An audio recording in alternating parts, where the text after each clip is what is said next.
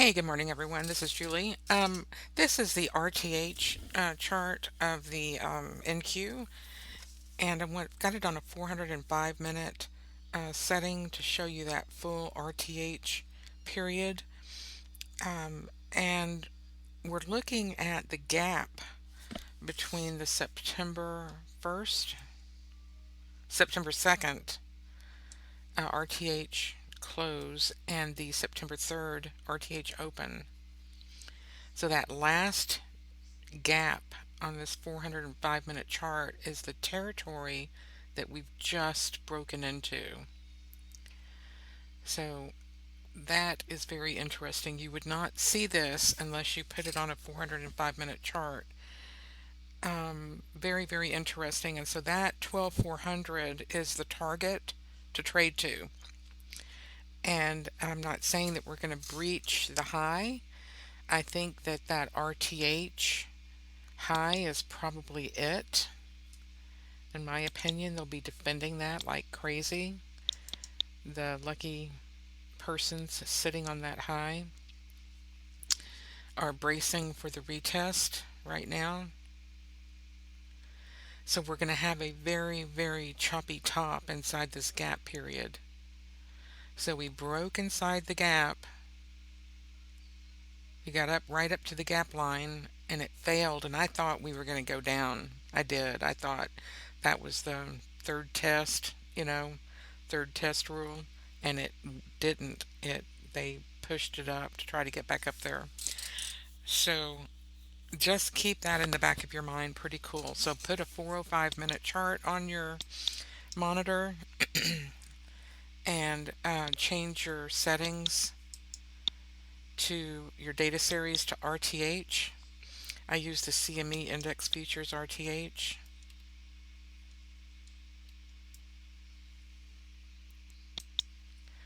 And you'll be able to see this chart the way I've got it set up. So in keeping with my analysis here of what to expect for a range during the RTH session, how much to trade to, I can take whatever period you want, 10 periods, 14 periods, 20 periods, 50 periods, 100 periods, whatever it is. The default is 14, and then we can average the bar size between that 14 period and give you a bell curve to understand what it is like to be in those sections of that 14 period range. And this is a good example of it. As you can see, not every bar is the same size inside that 14 period. Some are really big and some not so big. And this is extremely representative of normal price patterns. You'll get some small bars and you'll get some big bars. So how do you use that in trading? You can determine if you've exceeded your small bar distance and it starts taking off into a big bar. That means you've got that breakout from that small bar range, and then you can get behind that breakout. Or if you're in a big bar range and your bars start getting small, you realize that you're in a consolidation and you can just either sit on your hands and wait for that breakout or trade the highs or lows opposite of the direction that you want to go in. So if you're going short, then you want to trade the highs. If you're going long, you want to trade the lows with momentum and direction. So there's a lot of ways to create trading strategies. Many ways.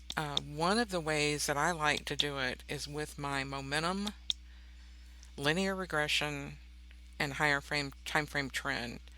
And so I put together this market analyzer giving me the higher time frame trend, an amalgamation of these four periods into one solver.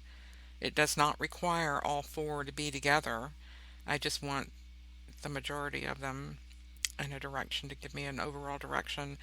And then I match that with my momentum and my linear regression to give me that timing of when I might expect some price action, either positive or negative. Bars go up and down, right? And if you can reserve, if we're daytime traders, and the reason we're daytime traders is so that we're not sitting there with risk going against us and gapping over us overnight. Say we have a position long, but price overnight gaps down, that could wipe our account out, instantly. So we wait for the RTH session and trade accordingly. So I require a 30-minute bar in this algo that I'm going to be using with a 15-minute blend of momentum, linear regression, and the 15-minute trend to be in that same direction at the same time. So I'm requiring a double confirmation, a 30-minute candle with that 15-minute blend to match. And I got some really good results with that. Let's put the blackbird on the chart and I'll show you if we can pattern our trades, something that's been tested that seems to be working, and stay within this framework, and then monetize this going down to our lower levels if you want to trade a 1 minute or 3 minute or 5 minute or a 10-minute bar or the 15-minute bar with your 30-minute anchor. We can do so hitting the lows or highs in that direction, moving directionally higher. So let's put the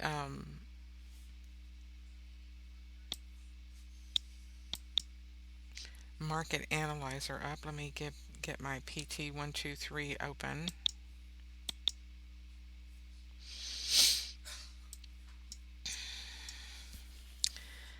The blackbird is opening up. Give me 1 second.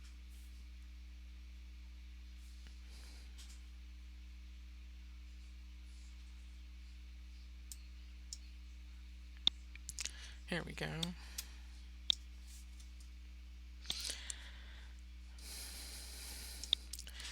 So how I've done this is I've got the entry signal coming into the market analyzer, the template file. The entry signal is a 15-minute blend, and that is again the 15-minute Saint Mom, the 15-minute linear regression with a trend over here, the 15-minute trend. So just that one higher time frame trend. So those three settings have to be in place, and I'm going to trade this on a 15-minute or 30-minute can't bar. So I need to change this to a 30 when we get through to compute it. Inside this though, I'm also requiring that trend filter be here, requiring additional higher time frame trend to be together with the 15-minute trend. So I want to make sure the 15-minute trend is there. I'm, I'm cementing that in with the blend, the 15-minute blend, make sure that at least the 15 minutes on there. But I also want that higher time frame trend to be in my direction also, or it will not take a trade. So I've got those two things going on. For your IBPT 1, 2, and 3, I'm using the JATS PT2, which gives me the thresholds for distances to trade. And I like to trade that 1 hour initial balance, PT123, and that's taking the range between 8:30 and 9:30 a.m. only, and giving me the 1, the 2, and the 3 to trade to as targets. And you can see Friday we went to the 1, the 2, and the 3. And that's perfect. Friday was perfect, right? Met my range, and then we ended at noon, so the trading session was over. And so we are setting this on the close, though, to get the distance for the calculation. So I've got my PT1 set up. You put it in here as an ATR. So you've got your price, your entry price, um, calculating the distance on that PT2, like an ATR calculation, and then you can set your 1, 2, or 3 that you want that level from. And then here you set this time range true and get your 8:30 to 9:30.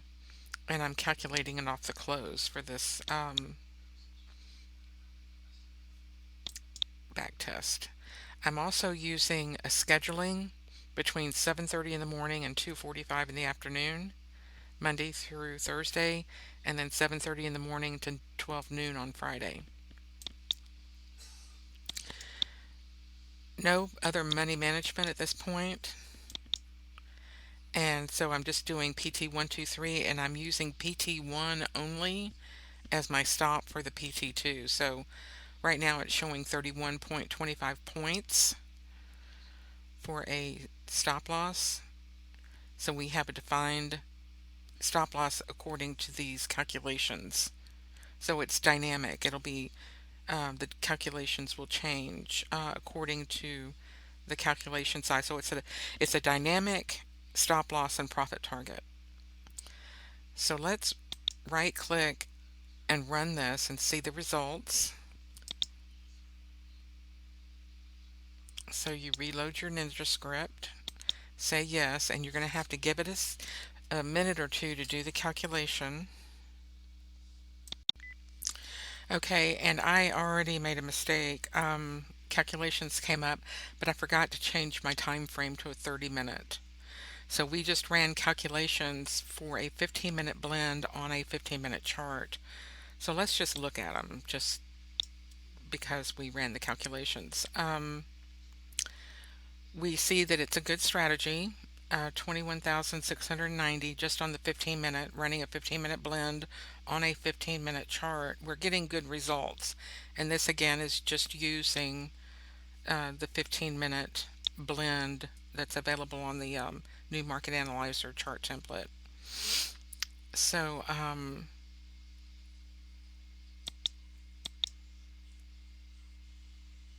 there we go. It's a nice positive forward momentum. So we know a 15-minute chart with a 15-minute blend works pretty good. So I'm going to set these results to the side and see if we can improve that performance with the 30-minute bar, because the 30-minute is what, and the reason we do this is because the higher time frames traders will use, like the institutions and the banks, they'll use that 30-minute candle because the volume profile TPOs are 30 minutes, right? Each little block of time that they count is on a 30-minute interval. So 30 minutes seems to be a good bar size for the equity indexes, especially the NQ. In the ES and the RM and the Y, I mean all of them, 30 minutes works out pretty good. So, and then my concept with using the 30-minute bar with the 15-minute blend is you're requiring the lower time frame to be in alignment. All the stars have to align on the lower time frame, setting you up for that larger 30-minute success. So we're going in on a higher time frame with a lower time frame requirement, and here is the results. And the I'll set them up side by side. So the one on the right is the 30 minute, and that's the preferable one. Even though your money is a little bit lower, your performance is much better. Do you see that? So we went from 50%, which is really good. I mean, 50% is nothing to snooze at. Profitable, percent profitable. But we increased that to 62% and 61% and 62%. That's almost 63% right there. So our percent profitability went much higher, as did our profit factor. 199 versus 173, 211 versus 164, and 190 versus 182. So requiring that 15-minute candle, a blend rather, of momentum, linear regression, and the 15-minute seemed to improve the performance. So, and our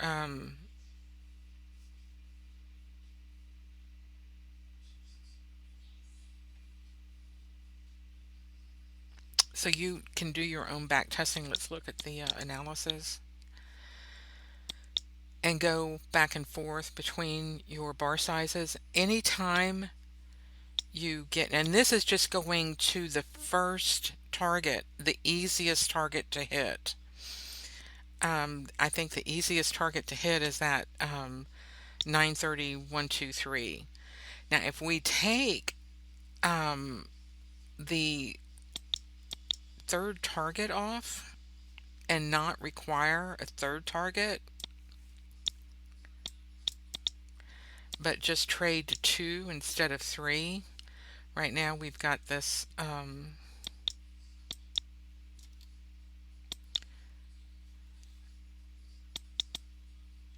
set on a 15-minute blend with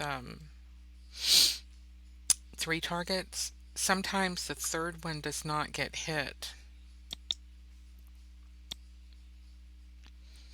And then sometimes you exceed, you do break out of the range, and this sets you up for those higher time frame targets.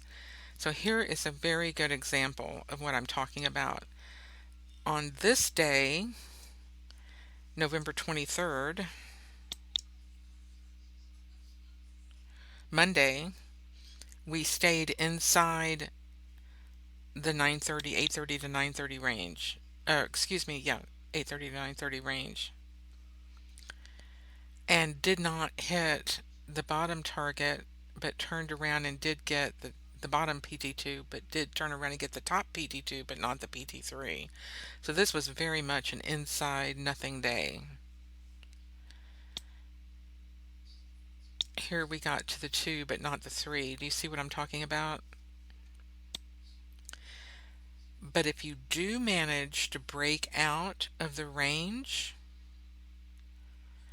that can be indicative, right, like right here, of the big runner day. And these are the times that you would want to capture a strategy to get you to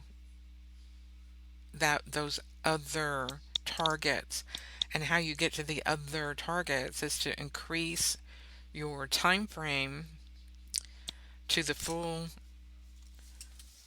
RTH session, or see that increases the target reached, or you can go to the weekly or monthly target here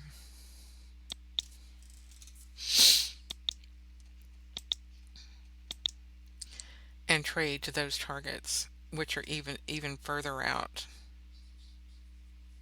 You have to increase your data series to get to those,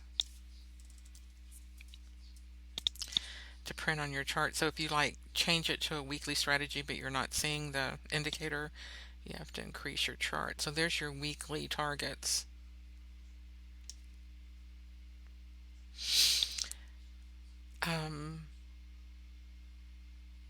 Weekly and monthly targets. But intraday, we stay with the daily, or we stay with the RTH settings, or the 1 hour initial balance. The 1 hour initial balance is the easiest one to get to. Here's the daily. Got to the 2.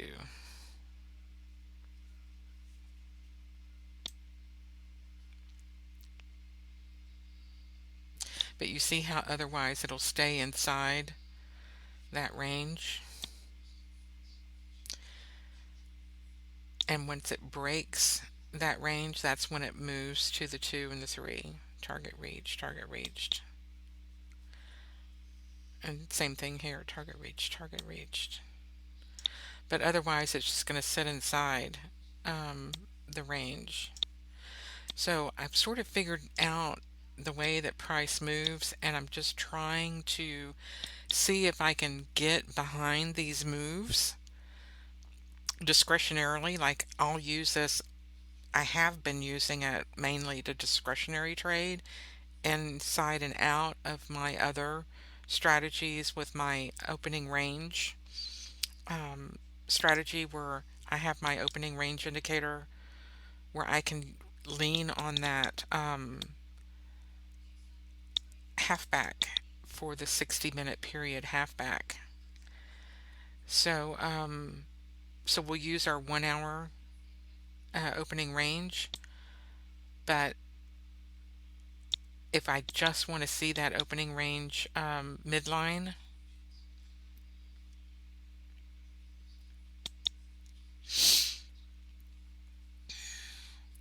and stay on the right side of the trade, often I will do that. So that is not a 30-minute level, because that halfback may or may not coordinate. Here's the halfback that, let me get the hang on one second, there's two on here competing. Hang on, get this one off.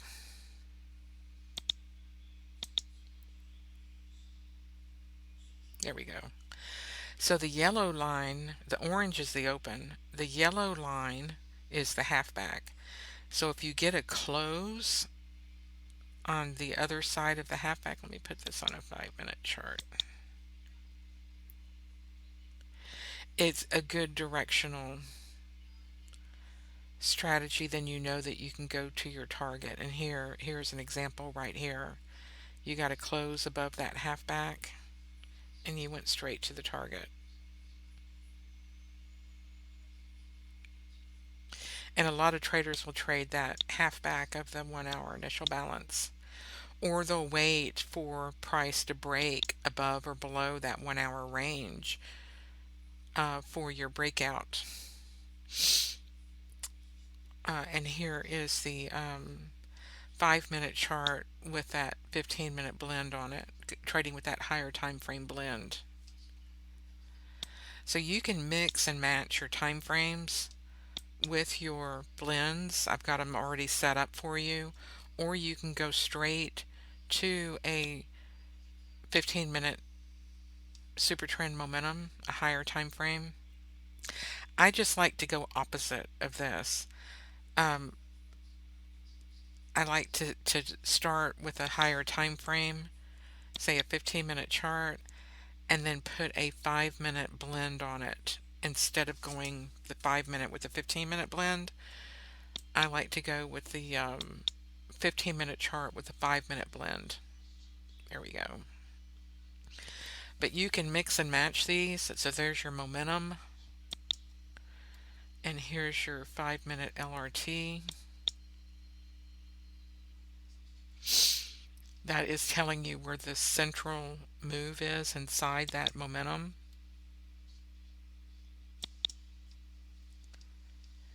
And if I were to put that 5-minute blend on here, you see that I only get that middle part where the good move is, combining them for you. So more of a high probability, just momentum and linear regression, just using the math, right?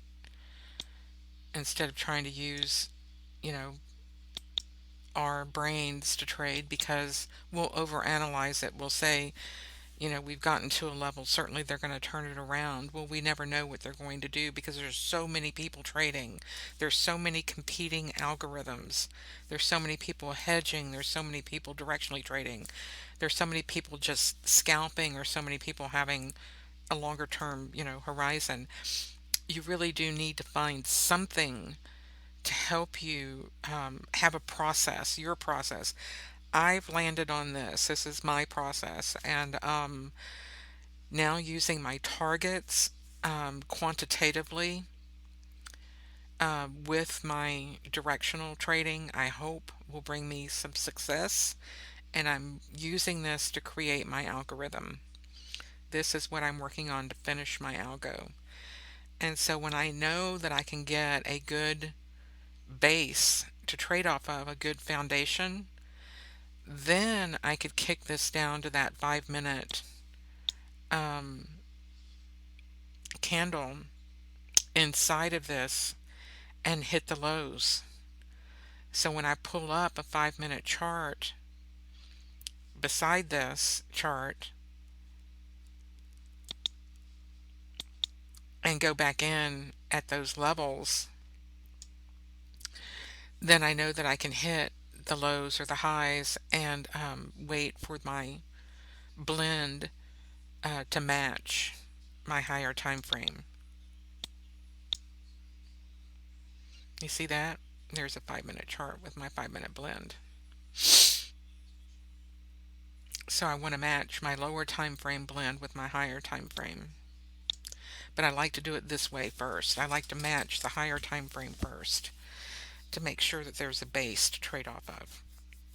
Okay. All right, guys. Well, this is what I'm working on, and I wish me luck. I'm going to be walk forward testing this in the new year, January, the 1st of January. Um, and going forward, this will be my life, hopefully, and just walk forward, test it, see if I can get a viable strategy going using this methodology, momentum, linear regression, and higher time frame trend on multiple time frames using NinjaTrader as my platform, using Shark Indicator's Bloodhound to generate the signals, and using Blackbird as the execution platform. And again, how you create your risk reward is up to you, but if you do it mathematically, I think quantitatively, I think we have a better shot at this. I've tried every which way from Sunday to try to create these strategies from, and this is the best that I've been able to come up with. Something that's consistent. This is tested over 150 days, and so you don't want to just test the most recent. You want to try to give yourself something, some data to look at. Um, and markets change. Like I said, if we get up to that gap line, fill that gap, you know, markets don't get married to this long for long, is what I'm trying to say. You've got to be able to have a strategy that's going to just lead you in the direction that you should be trading instead of you trying to guess, do I go short now or do I go short later? Be responsive to the market and not try to jump on those edges so much, because you never know when a range is going to break instead of turn around. But trade to your targets. One, two, three, get in and get out. Lather, rinse, repeat. Even if you just want to trade to the twos, you don't have to put the three on there. This is something I wanted to show you real quick. So let's take the three off. I'm going to save this and then take the three off and say OK. Rerun it. And let's just look and see, just hitting the 1, 2, if that improved the odds. And it probably will, because not every day do you get a candle that's the full size, right? I mean, it would be nice if it were. I mean, when I started trading at the very early parts where I started getting interest in the futures market, back in about 2009, the China people just were now getting their markets were just opening to them, and the Chinese, like regular working people, were able to buy shares in the China market, and they just rode it up. They never sold. The stock market, the Shanghai, just went straight up, and the Shanghai Stock Exchange, it was it was cracking us up because they never sold anything. They just kept buying, buying, buying, and then that party crashed. But it went vertical when the people could start trading. But if we could only do that, right? But unfortunately, it doesn't work that way. So just looking at the target 2 only without the target 3, you can see that the we got an increase overall in our profitability, um, and it made everything else look about the same, mid 50s for the percent profitability, and a pretty healthy profit factor. So still an overall good strategy, just trading to the 1 and 2 by itself.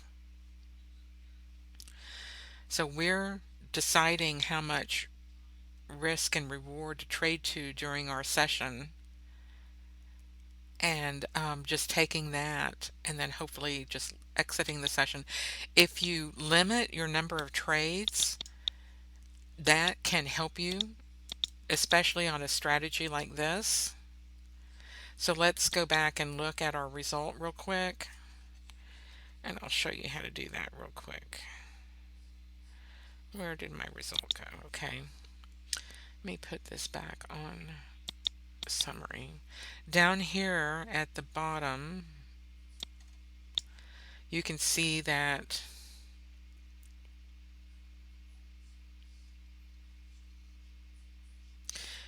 this is interesting. It did not take any trades once for 7 days, so that's good. That's what we want.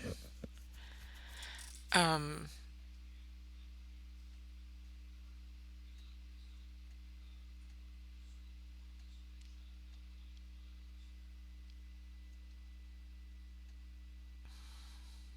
Average number of trades per day 2.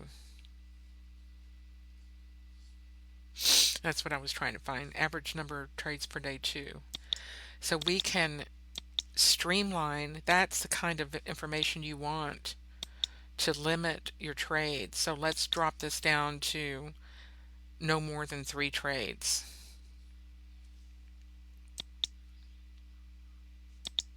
And rerun it. And I bet the results will improve. And that'll prohibit it from trying for those later or midday entries that don't go anywhere.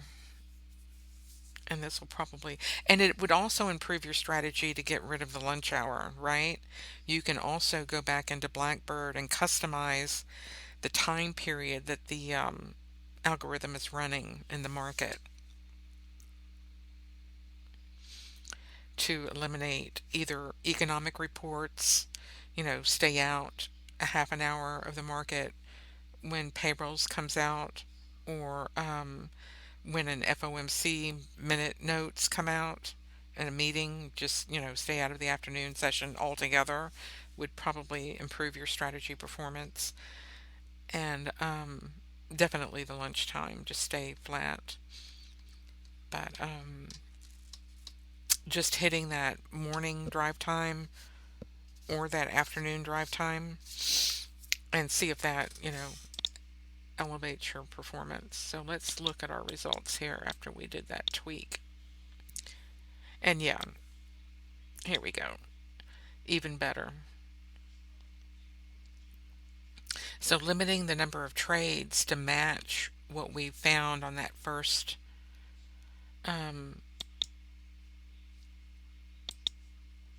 did bring our profitability up higher, because we're yeah, and our much, look at that, just almost vertical. So this is what we want to see. So we don't need to trade all the time. We just need to trade at the right time and hit our level and go home. PT123. All right, guys. I hope you have a great weekend, and feeling blessed to, have my own system, something that I put together for myself, and we'll see how it works out. I mean, you never know. I could get to my ultimate goal of having my animal shelter working out. That's my goal for this, is to create an animal shelter, self-sustaining algorithm running it. Wouldn't that be cool? All right. See you later. Thank you so much.